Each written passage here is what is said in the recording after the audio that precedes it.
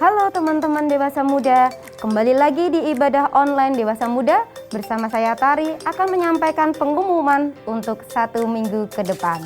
Welcome untuk teman-teman Dewasa Muda yang baru pertama kali mengikuti ibadah Dewasa Muda dan baru mengenal Dewasa Muda. Untuk bisa kita kenali lebih dekat, silakan mengisi follow up dengan ketik baru, spasi nama, spasi tempat dan tanggal lahir, lalu kirim WA ke nomor 085 866 949 372. Bagi teman-teman yang belum dan ingin mengikuti komunitas pemuritan kita punya Velas dan Meet. Velas dan Meet adalah tempat di mana kita bertumbuh bersama-sama dalam mengenal Kristus dan tempat untuk kita bisa mengenal sahabat-sahabat baru. Untuk join bisa registrasi melalui aplikasi MyGBTKO yang bisa didapatkan di Play Store dan App Store. Kelas NBC 2021 akan diadakan mulai tanggal 24 September. Bagi teman-teman yang ingin mengikuti kelas NBC dan rindu dibaptis, bisa mendaftarkan diri melalui link bit.ly/daftar NBC 2021 atau bisa melalui WA di nomor 089 5800243195 dengan Cindy. Kelas akan diadakan lewat Zoom. Untuk semua informasi lebih detail dan lebih lanjut bisa dicek melalui Instagram Youth dan Young Adult kita di @aigen.youthexteens atau @aigen.youngadult. Teman-teman juga bisa menanyakan informasi lewat DM Instagram. Dan bagi teman-teman yang memberikan persembahan bisa melalui GoPay, scan QR Code BCA, dan OVO. Demikian pengumuman untuk 1 minggu ke depan. Teman-teman jangan lupa jaga kesehatan, ikut vaksin, dan taati protokol kesehatan. God bless you, Tuhan Yesus memberkati. Selamat sore teman-teman, mari sama-sama kita berdiri.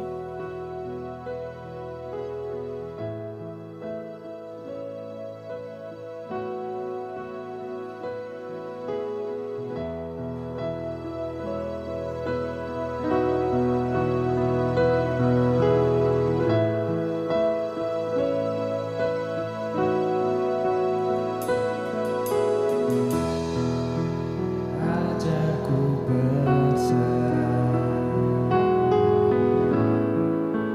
kuasai mataku, bahwa kau besar, menggenggam hidupku.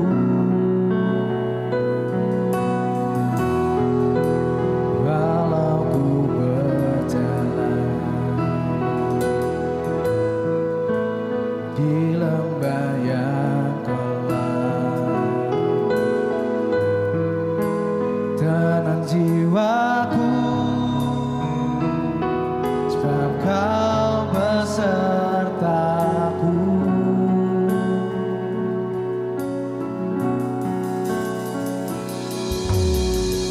Selama ku hidup, apapun musimku, ku percaya kebesaran-Mu, kekuatanku di dalam-Mu. Ku serahkan hidupku,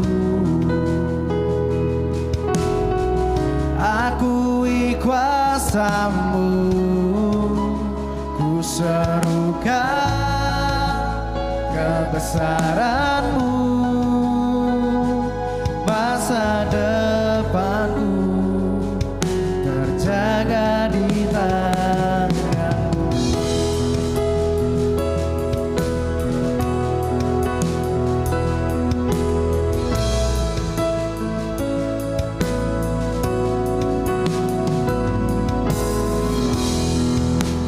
Walau ku berjalan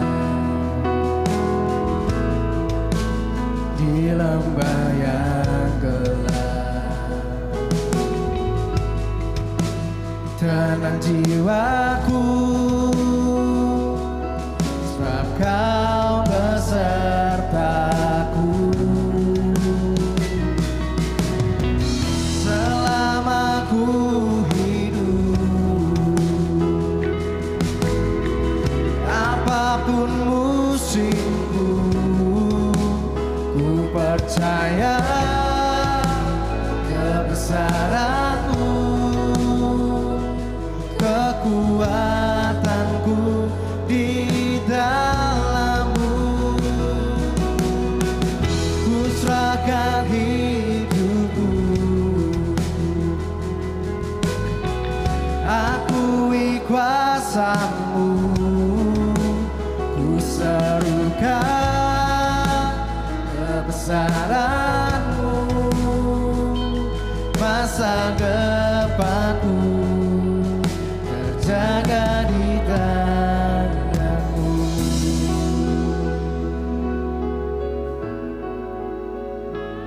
Terima kasih Tuhan, ku bersyukur Yesus Tuhan. Haleluya Yesus, Kau yang berkuasa, surga bumi kan menyembah Yesus Raja segalanya. Kau yang berdaulat, surga bumi kan menyembah Yesus Raja selamanya. Kau yang berkuasa, surga bumi kan menyembah Yesus Raja segalanya. Kau yang berdaulat, surga bumi kan menyembah Yesus Raja selamanya. Kau yang berkuasa, surga bumi kan menyembah Yesus Raja segalanya. Kau yang berdaulat, surga bumi kan menyembah Yesus Raja selamanya.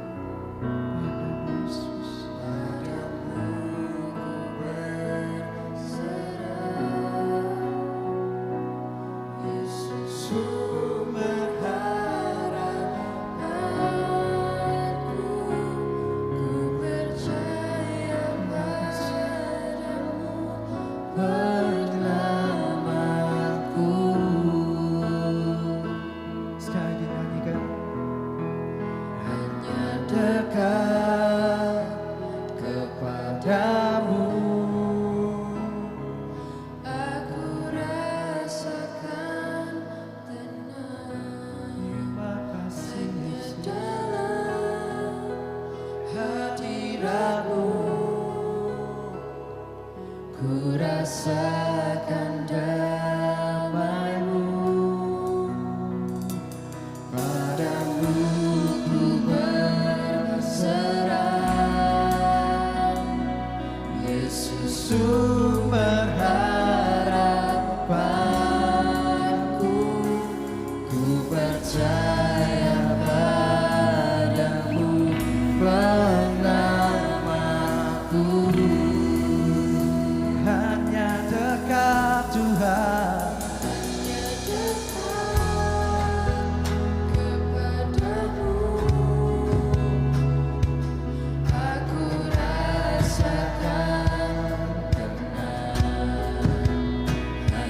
dalam hadirat-Mu ku rasakan damai-Mu. Padamu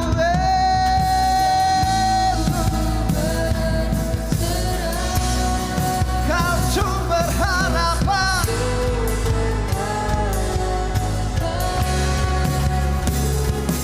ku percaya padamu penamaku.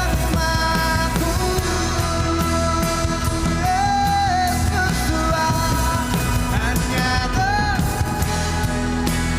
kepadamu Tuhan, tenang hanya dalam Yesus ku rasakan damai-Mu Tuhan. Padamu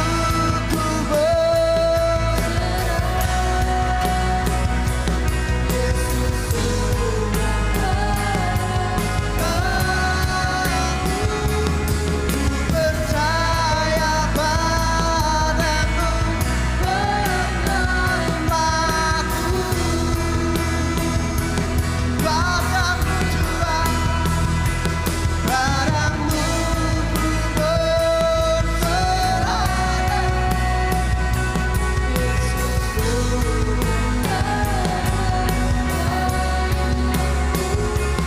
ku percaya padamu penamaku. Kau lagi nyanyikan, padamu ku berserah, Yesus Tuhan.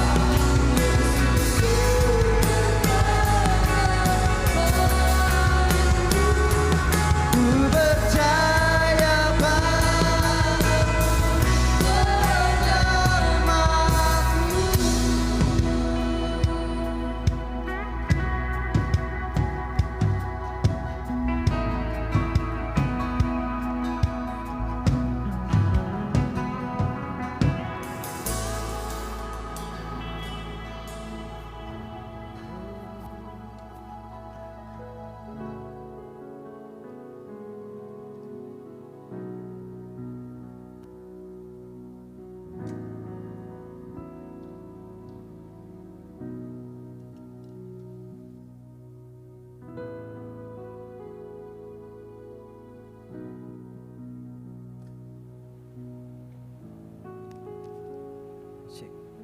Terima kasih buat sore hari ini.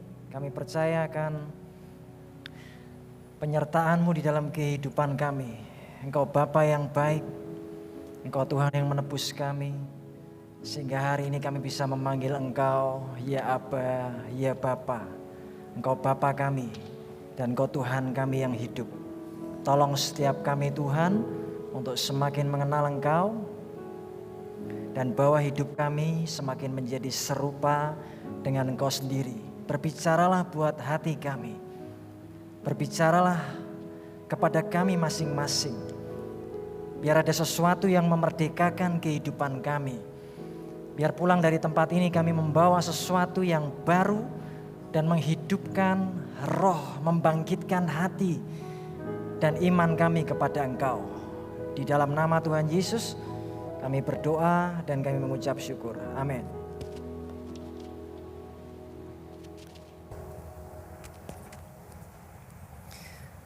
Selamat sore teman-teman, kita berjumpa lagi hari ini setelah sekian lama karena pandemi, dan kita tetap mengucap syukur dalam setiap keadaan kita apapun yang terjadi. Kita tetap percaya bahwa di dalam Yesus Kristus Dia adalah Bapa kita dan Tuhan kita yang selalu menyertai kita kapanpun dan dimanapun. Hari ini kita akan belajar tentang doa sepanjang bulan ini bahkan. Dan kita akan mulai dengan sebuah tema Bapa Kami.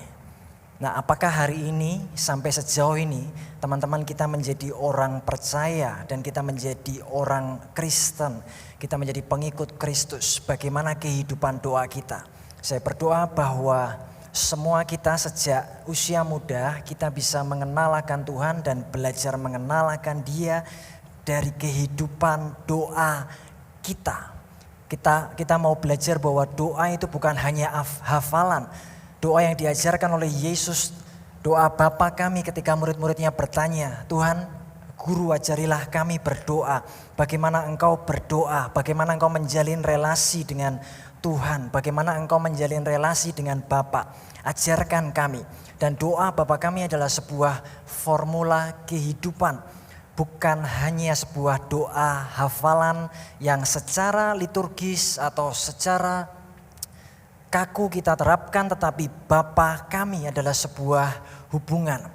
Dan sepanjang nanti saya menyampaikan sesuatu, kita bisa mengeksplor, merefleksi kehidupan kita, bagaimana hubungan kita dengan Bapa di sorga. Tentu saja melalui kehidupan Yesus Kristus, bahwa Dia adalah Bapa yang baik. Saya tidak tahu apa yang teman-teman pikirkan hari ini tentang siapa Tuhan. Apa yang ada di benakmu ketika bicara soal Tuhan. Apa yang ada di benakmu ketika kita bicara soal doa. Mungkin buat sebagian kita bahwa doa merupakan sesuatu yang membosankan. Sesuatu yang klise buat kita ketika kita bertanya kepada teman kita, apa yang harus aku lakukan? Mungkin orang tua atau siapapun kadang mungkin berkata berdoa. Atau mungkin jawaban ini sudah mulai jarang diungkapkan kepada kita. Atau nasihat untuk berdoa. Mungkin teman kita juga mulai sudah jarang mengingatkan kita tentang doa. Mungkin orang tua kita juga jarang mengingatkan tentang doa. Tetapi hari ini kita mau belajar tentang apa itu berdoa, karena itu adalah nafas kehidupan kita sebagai orang percaya. Dan ketika Yesus mengajarkan memanggil Dia Bapa, itu bukan merupakan sesuatu yang asing sebetulnya pada zaman itu. Pada waktu itu ketika di Injil Matius dituliskan, Yesus mengajarkan kepada murid-muridnya dan sebagian besar orang Yahudi. Dan ketika Dia mengajarkan berdoa dengan memanggil Bapa, maka sebetulnya sebagian besar mereka telah mengerti konsep Bapa itu. Karena sejak di dalam perjanjian lama telah diperkenalkan tentang siapa itu Bapa. Karena itu sebuah kedekatan, itu sebuah keintiman, itu sebuah relasi di dalam Tuhan. Dan kita harus melatihnya setiap hari. Kita harus melakukannya, menghidupinya, bukan hanya sebuah teori, tetapi kita harus mempraktekkannya dalam kehidupan sehari-hari. Mulai dari hal yang paling sederhana, apapun yang ada di hati dan pikiran kita, kita bisa ucapkan, kita bisa doakan, kita bisa sampaikan kepada Tuhan yang ada di dalam hati kita. Maka kita perlu berdoa.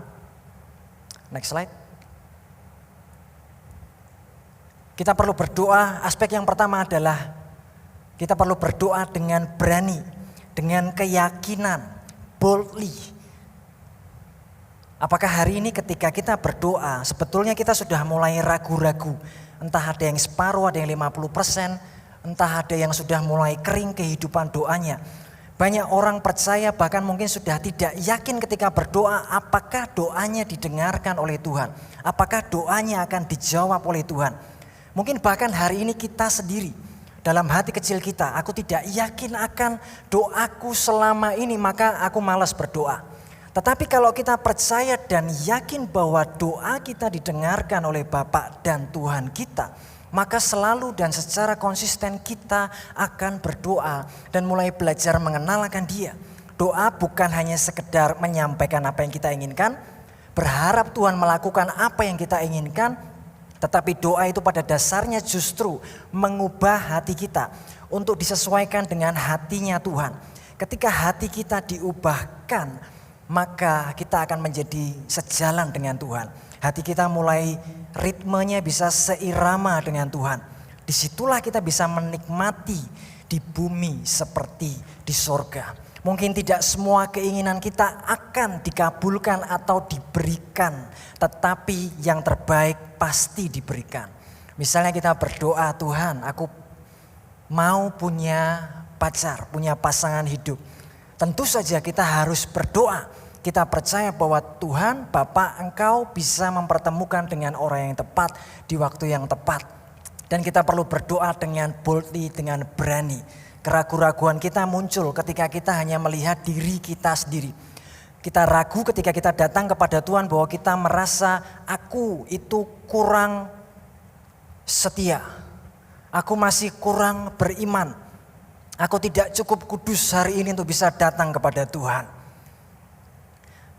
Bagaimana caranya supaya kita bisa berani datang ke hadirat Tuhan dengan boldly, dengan percaya, dengan sebuah keyakinan adalah arahkan mata kita kepada penebusan Yesus Kristus. Karena Dia adalah imam besar kita, Dia pengantara kita.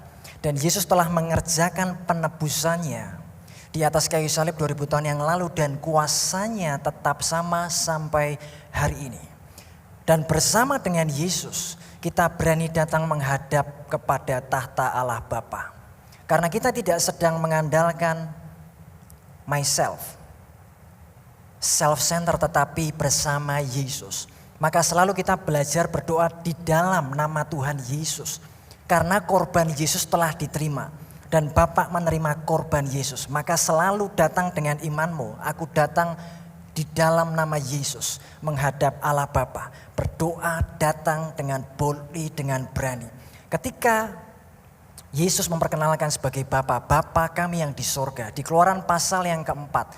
Kisah tentang Israel yang keluar dari bangsa Mesir. Sebetulnya kisah inilah yang di-recall oleh Yesus ketika dia mengajarkan begini kamu harus berdoa Bapa kami yang di sorga. Karena di kitab Keluaran ketika Israel keluar dari bangsa Mesir. Di dalam kisah Eksodus. Di sanalah Allah memperkenalkan dirinya sebagai seorang ayah.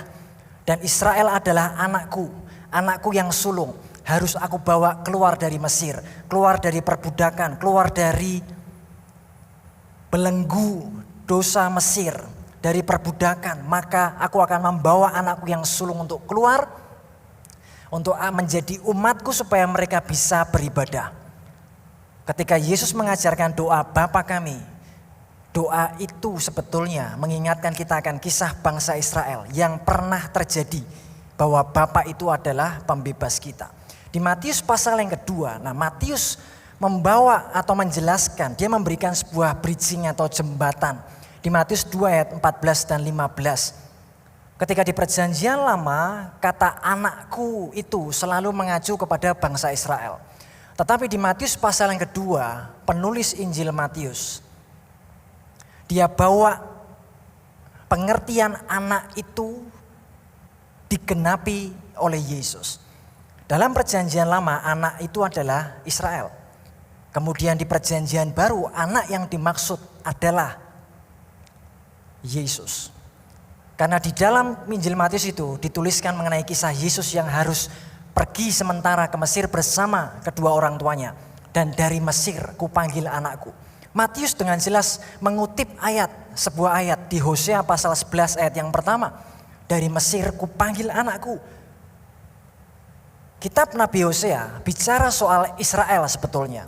Dari Mesir kupanggil anakku keluar supaya mereka bebas. Tetapi Matius menerapkan ayat itu. Dia mengquote secara langsung Hosea 11 ayat yang pertama dan diterapkan kepada Yesus. Apa kaitannya? Kaitannya adalah kalau di perjanjian lama Israel dipimpin oleh Musa, di perjanjian baru Yesus memperkenalkan dirinya, akulah pembebas umat manusia. Bukan hanya keluar dari Mesir, tetapi melawan sebuah kekuatan yang jauh lebih besar daripada itu, yaitu Yesus berperang melawan dosa dan kematian. Dan di dalam Yesus Kristus kita dibebaskan dari dosa dan kuasa kematian. Maka kita harus belajar berdoa dengan boldly. Kalau selama ini teman-teman kita mulai ragu-ragu akan doa kita, jangan sandarkan imanmu kepada dirimu sendiri. Taruh imanmu kepada pekerjaan Yesus Kristus di atas kayu salib yang telah sempurna diselesaikan. Datang kepada Dia dan masuk ke dalam tata kasih karunia Allah Bapa. Maka kita akan dengan penuh keberanian karena kita bersama imam besar kita, pengantara kita yaitu Yesus. Dia pembela, Dia hakim kita, Dia pengantara kita. Dan di hadapan Bapa, Yesus pasti diterima. Yang kita di dalam Yesus juga akan diterima di dalam Dia. Yesaya 63 ayat yang ke-16 diperjelas lagi, di sana dikatakan konsep tentang Bapa itu adalah penebus kita. Jadi dengan mengajarkan doa Bapa kami, Yesus sedang merecall kisah keluaran, Exodus, keluar dari bangsa Mesir. Tapi sekarang ini pesan buat kita semua.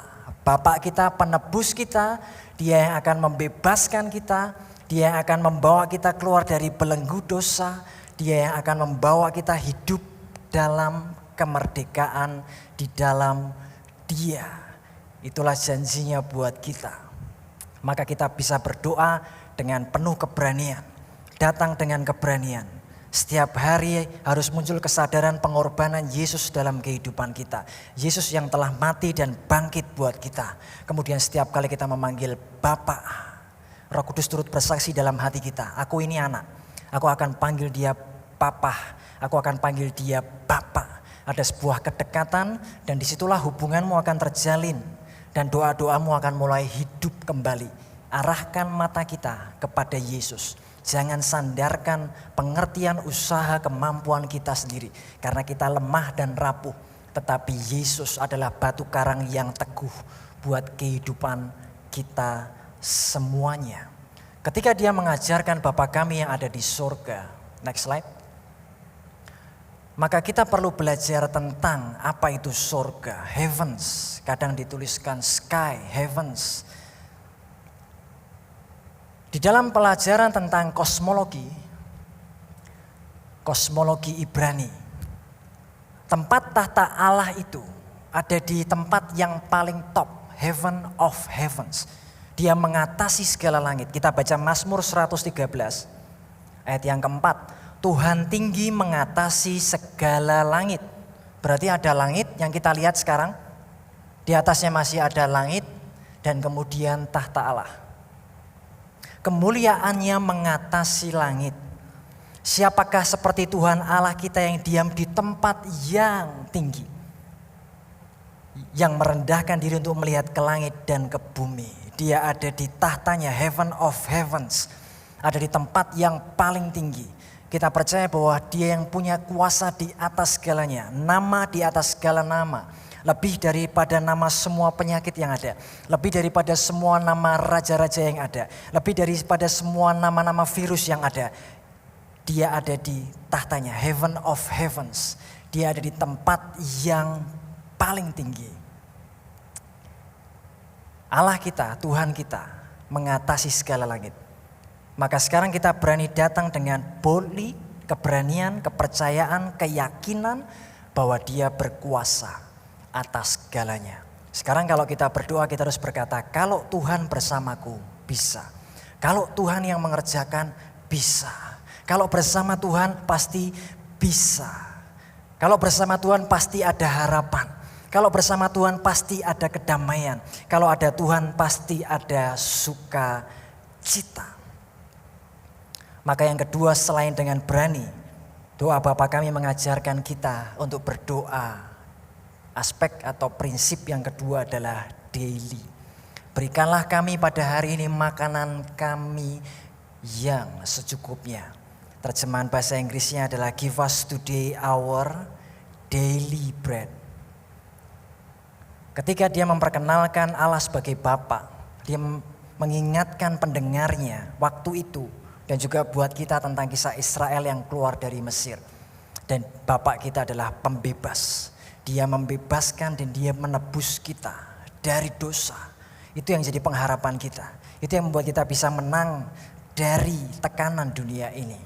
Kemudian soal keseharian, apa yang Tuhan maksudkan? Ketika kita baca konsep give us today our daily bread, kisah apa yang kita ingat di perjanjian lama? Kisah apa? Mana. Keluaran 16 ayat yang keempat, mereka memungut tiap-tiap hari sebanyak yang perlu sehari. Masih sejajar ya. Tadi pembebasannya, sekarang diajari give us today our daily bread. Jadi setiap pagi kita bisa berharap datang berdoa sama Bapak kita, berikan aku rotiku pada hari ini Tuhan. Aku percaya Engkau menyediakan semua yang aku perlukan sepanjang hari ini, jasmani dan rohani. Hikmat, kepandaian, kecerdasan supaya aku bisa sekolah, supaya aku bisa mengerti guruku, supaya aku bisa mengerti akan pelajaran ini, beri penerangan dalam hatiku. Setiap kali kamu menemui tantangan atau kesulitan di hari itu, ingat bahwa sudah ada resource, sumber Bapak kita di sorga dan Dia sudah menyediakan. Tapi kita perlu berdoa supaya persediaan itu termanifestasi. Maka belajarlah punya koneksi terus berjalan bersama Roh Allah yang di dalam kita. Dan daily, every time, everywhere, dimanapun, kapanpun,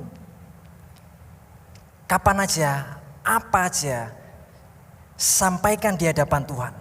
Bahkan ketika kita punya keinginan berbuat dosa, keinginan itu muncul, kita bisa berdoa. Dan Tuhan akan menolong kita. Ketika kita diperhadapkan kepada sebuah situasi tertentu, Tuhan sudah menyediakan hikmat dan jalan keluar. Selalu ada jalannya. Maka belajar selalu sampaikan dan berdoa dalam hatimu. Spontan aja. Kadang doa itu spontan dan natural dari dalam hati kita.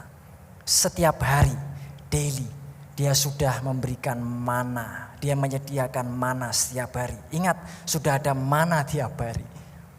Kalau kita merasa butuh akan sesuatu, Dia sudah sediakan mana. Tinggal kita berdoa dan percaya Tuhan Engkau sudah sediakan hikmat, Engkau sudah sediakan sesuatu yang terbaik dalam hidupku. Setiap hari, hari demi hari. Terus besok gimana? Jangan khawatir. Besok Tuhan sudah ada di hari esok. Tunggu aja. Besok, hari ini selesaikan hari ini. Kesusahan sehari, cukuplah untuk sehari. Maka prinsip daily itu bicara tentang relasi, konsistensi, continually, terus menerus. Dan kebergantungan kita akan Allah. Tanpa sadar kita bisa merasa kita tidak memerlukan Tuhan. Kalau kita bisa sebuah pelajaran, katakanlah kimia, biologi, fisika. Dan tanpa sadar biasanya kita merasa bahwa aku bisa. Hati-hati, kita akan jatuh di dalam kesombongan.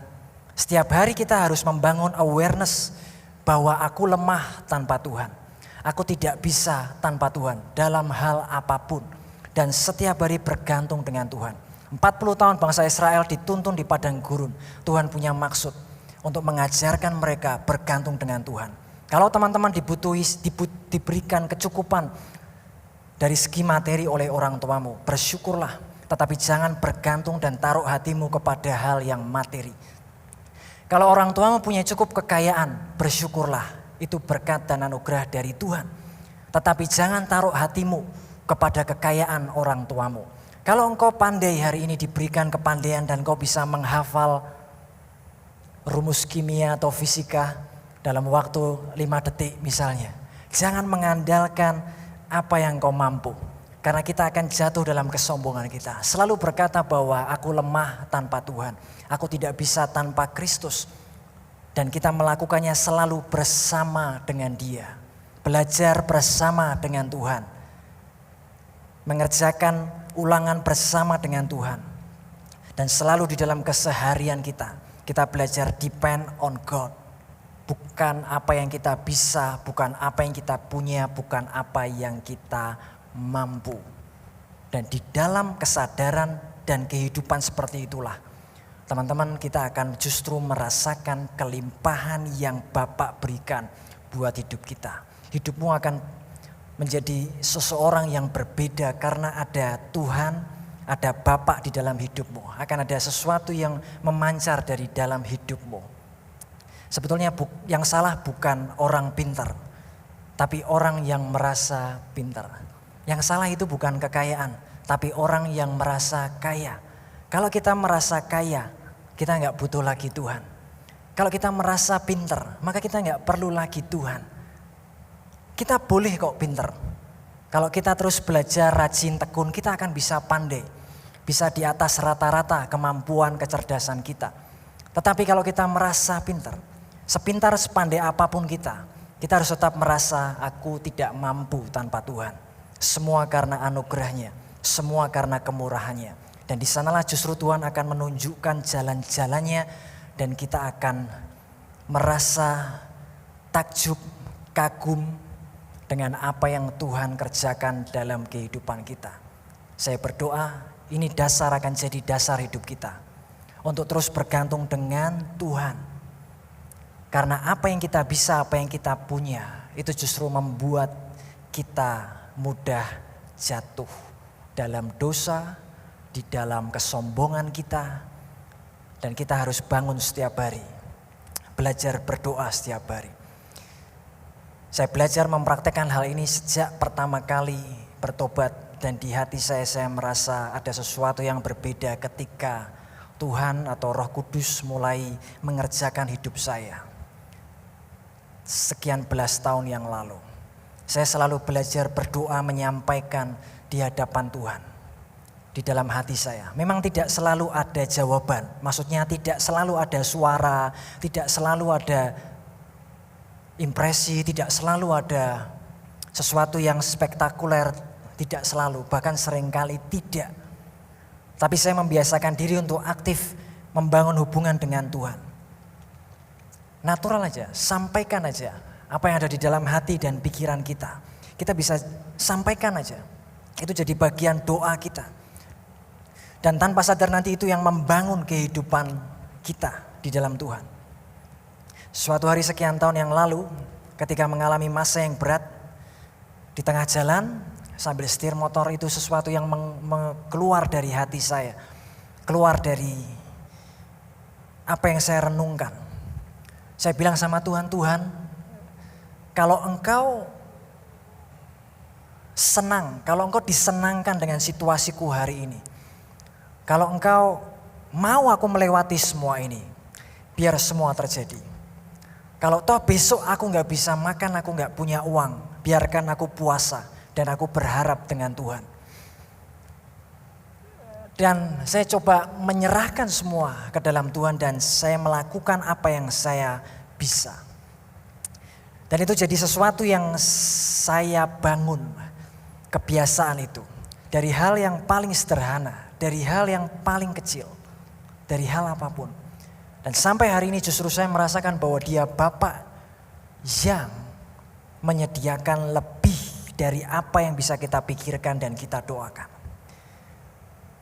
Dia selalu menyediakan dan menyiapkan sesuatu yang jauh lebih besar dari apa yang kita bisa pikirkan dan kita rindukan hari ini. Maka bangunlah kebiasaan itu.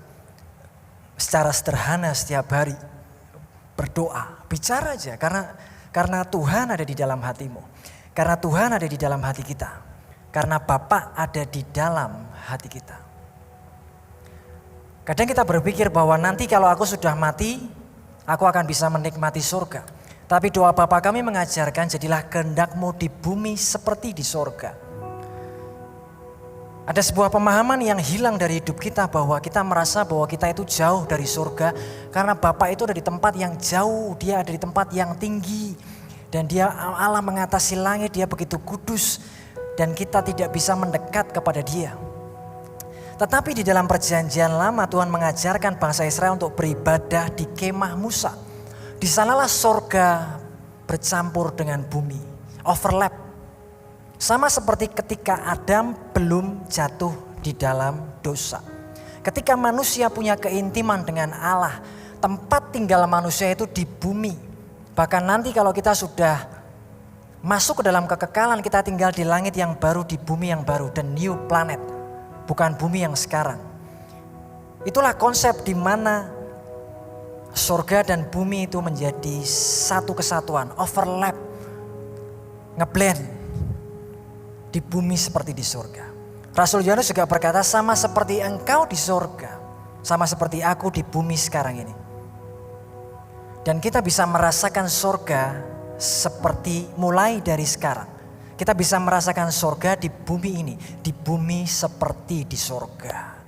Kedamaian, sukacita, pengharapan, penyediaan bersama dengan Tuhan, jalan hari demi hari dengan Tuhan, merasakan hadiratnya setiap hari bersama dengan Dia. Kita bisa tahu bahwa Dia bersama kita. Karena di kemah Musa itulah ketika bangsa Israel beribadah, dipimpin oleh imam, dan kemudian di ruang Maha Kudus ada Shekinah glory, ada sinar kemuliaan Tuhan, bahkan sampai bisa keluar menjadi tiang api, cahaya kemuliaan Tuhan itu.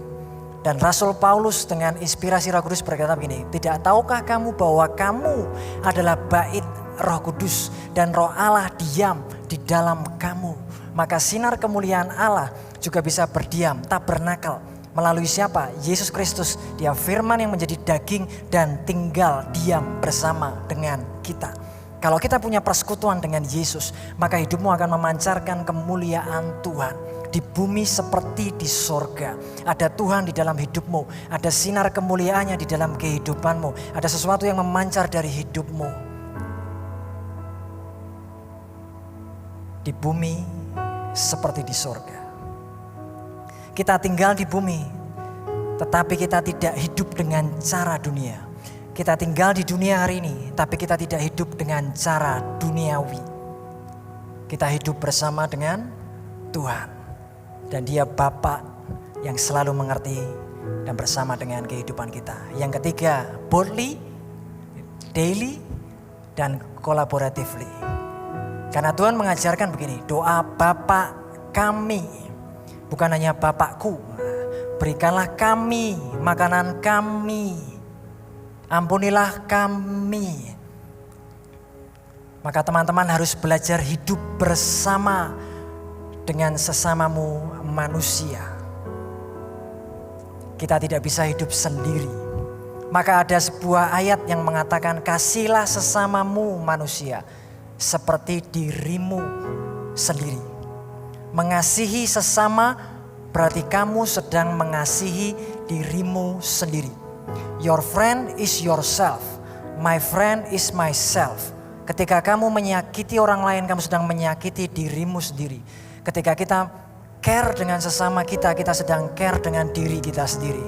Karena di dalam Tuhan, Dia ingin kita bersama-sama, berkomunitas, bergereja, bersama-sama, kolaboratif, berdoa bersama-sama. Berkatku adalah berkat kita. Berkatmu adalah berkat kita. Tuhan menitipkannya melalui kita. Kita salurkan kepada sesama kita. Tuhan memberkati Firdaus. Firdaus memberkati sesama. Bapak memberkati David. David memberkati sesama. Tuhan memberkati aku untuk kita. Maka hiduplah di dalam komunitas bersama-sama. Jangan egois. Salurkan berkat itu dari apapun yang kita punya, untuk kita bisa kolaborasi untuk memuliakan nama Tuhan. Ini chattingan pertama saya dengan anak saya yang baru berusia 6 tahun. Kadang dia pinjam tab saya, dia di kamar dan saya di ruang tamu, lalu dia ngechat WA. Pak, nanti chat WA ya? Ya. Dan inilah kisah percakapan kita. Di dalam percakapan itu dia lagi senang belajar nulis, kalian belajar baca. Lalu saya tanya, Jos, ayat apa yang kamu ingat? Enggak ada, Pak. Satu aja. Terus dia jawab, Yohanes pasal 11 dan 12. Wah, keren. Isinya apa? Enggak tahu, Bapak. Dia enggak tahu, enggak ingat. Lalu saya tanya lagi. Setiap kali saya mengingatkan dia tentang identitas dirinya. Jos, sebetulnya kamu itu siapa? Siapa ya? Siapa identitas dirimu? Dan dia jawab, gamer. Aku gamer, Pak. Ya, itu profesi gamer, boleh kamu jadi gamer. Tetapi identitas dirimu adalah anak Allah, the Son of God. Karena saya mau mengingatkan dia untuk juga punya Bapak yang lain. Saya nggak jealous kalau dia mengenal Bapak di surga. Saya mau dia berkolaborasi dengan saya, punya pemahaman yang sama. Setiap kali dia minta sesuatu saya tidak mengiyakan. Pak, aku mau mainan. Oke, nanti kalau ulang tahun atau naik kelas. Pak, aku mau ini. Oke. Yang ini nanti. Tidak selalu. Tapi sesekali saya memberikan sesuatu kepada dia without reason, tanpa alasan. Bukan karena dia sekolah dengan baik, bukan karena dia mengerjakan sesuatu apa yang kita perintahkan sebagai orang tua. No reason. Dan tiba-tiba sesekali saya bawakan dia sesuatu supaya dia mengerti, kamu anak dan aku papa. Karena aku papamu, aku sayang kamu. Bukan karena apa yang kamu kerjakan, tapi karena siapa dirimu, maka papa kasih ini buat kamu. Saya mau berkolaborasi untuk mengenal Bapa di sorga. Ketika dia minta sesuatu, jawaban ini mungkin membosankan buat kita sebagai anak-anak. Dan jawaban yang sama saya berikan, berdoa sendiri. Joshua berdoa sendiri. Karena kamu punya Papa yang di sorga. Papamu terbatas, tapi kamu punya Papa yang di sorga. Dan teman-teman, papamu terbatas, tapi kamu punya Papa yang di sorga. Dan kita bisa memanggil dia Bapa kami yang di sorga. Yuk kita bangkit berdiri sama-sama. Saya berdoa setelah ini teman-teman praktekkan kehidupan doamu yang udah mulai malas berdoa. Jangan agamawi, doa itu kehidupan. Gak usah harus gimana-gimana, gak harus berpikir yang seperti apa, harus begini, harus begitu.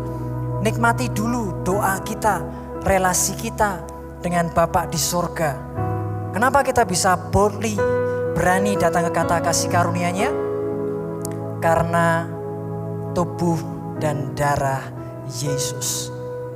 Setelah ini jangan hanya mendengar, tapi coba praktekkan, lakukan. Sampai itu jadi sebuah kenyataan. Mari angkat roti kita. Terima kasih buat pengorbananmu di atas kayu salib. Engkau mati buat kami, menebus dosa kami. Dan di dalam Engkau ada keselamatan, ada kehidupan, ada kesehatan, ada kelimpahan. Supaya melalui kehidupan kami bisa memberkati dan memuliakan nama-Mu. Terima kasih Tuhan. Bukankah roti yang kita pecah-pecahkan adalah persekutuan kita dengan tubuh Kristus. Amin. Mari kita makan sama-sama.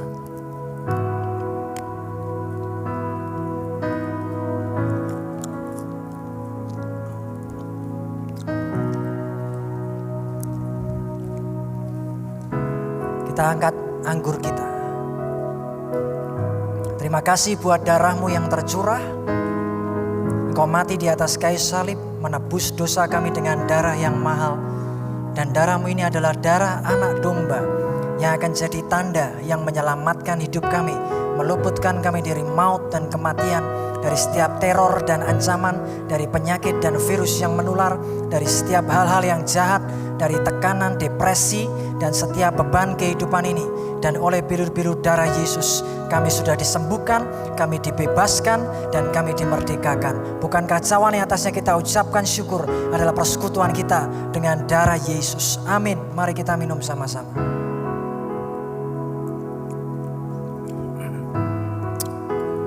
Mari tadakan tanganmu sama-sama. Terima berkat daripada Tuhan Allah Bapa kita. Dia Bapa yang murah hati buat hidupmu. Terima semua blessing dan berkat yang terbaik. Peace, shalom di dalam hatimu. Ada kedamaian dan ketenangan yang sejati. Proteksi, perlindungan Tuhan dimanapun engkau berada. Dan biar sinar kemuliaan-Nya memancar dari kehidupanmu. Engkau jadi anak-anak muda yang berbeda. Engkau akan memberikan dampak. Engkau akan jadi inspirasi dimanapun engkau berada. Karena ada terang Tuhan di dalam hidupmu. Tuhan memberkati engkau, melindungi engkau, menyinari engkau dengan wajah-Nya. Memberikan engkau kasih karunia, dan menghadapkan wajahnya kepadamu. Dia memberikan engkau damai sejahtera dari hari ini dan sampai selama-lamanya. Dan semua kita yang percaya berkata, amin. God bless you.